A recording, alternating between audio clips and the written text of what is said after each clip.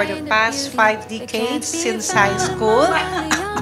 And we are always together sa choir, sa practices, sa sayaw, because birds of the same feather flock together. But you know it's real because every wrinkle tells the story of the places you have been. Countless ocean. Elementary days, we're always at home. Sabay kami naliligo. Wala na po kami itatago sa isa't isa. And then we went on to being friends and barkada rin sa high school. Doon kami naging mas close. Mas nasil yung friendship. So, we enjoy doing the same things.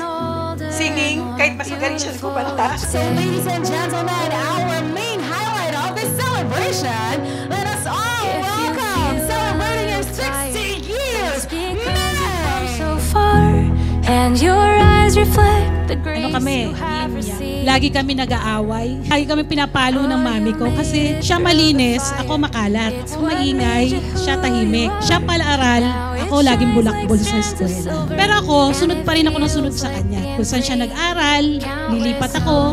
Lagi kami magkadikit kahit away kami ng away. Forming freckles on your face, wildflowers that will only bloom with age. Hello Ate Meng, happy birthday. Wishing you good health and well, siyempre, para mas masaya ang buhay. Thank you sa lahat ng binigay mo sa amin.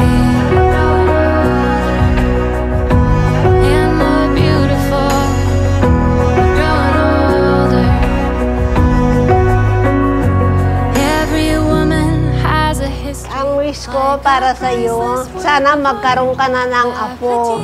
Happy birthday ulit, Meng. Mahal na mahal kita. You are made of love and memories, softer bodies. Happy birthday, ate. Thank you sa lahat sa mga tulong, support. Sana mas marami ka pang birthday na dumating. God bless lagi, ate, at mag-ingat ka. Those ocean eyes. Marami kaming pinagsama kahit hindi kami nagkikita palagi.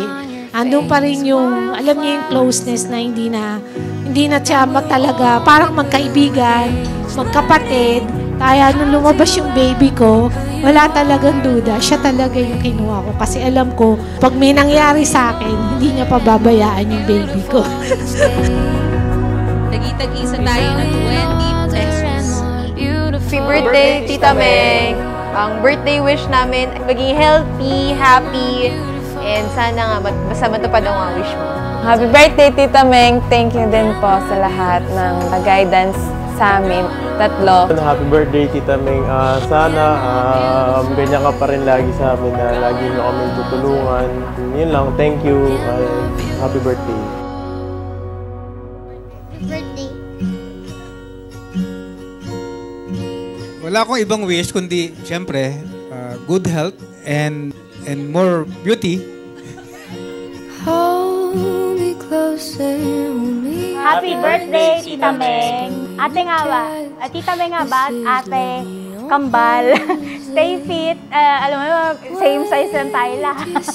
Sana maging masaya ka, lalo na malapit na retirement and ma-enjoy mo sana yung retirement mo. Na healthy at wala ka nang iisiping ibang pang stress. Wish ko po sa inyo, healthy life and more birthdays to come, and sana pag nakagala kayo ni Mami, makasama ako.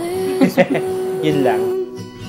And when you speak, angels sing from above. Wish ko sa'yo yung lahat ng wish nila na good health. Tsaka alam ko naman na ikaw ang tumayo na tatay sa mga kapatid mo. Dalawa kayo ni Ate Angie na tumulong sa mga kapatid. Kay Ate Meng, at least siguro kasi ganun din ako. Nakita ko kung paano niya i-value na Mami Bining plus yung sarili niyang family. Happy birthday, Olema. Wish ko, lalo ka maging sexy, maganda, and more blessings in the coming years. And maybe soon, a peaceful and happy retirement. At boss-bossa mo yung paglilinis para di ka masyadong mapagod. Kuha na tayo ng cleaner para hindi na ikaw yung magkukuskus doon. Continue being a blessing to people around you.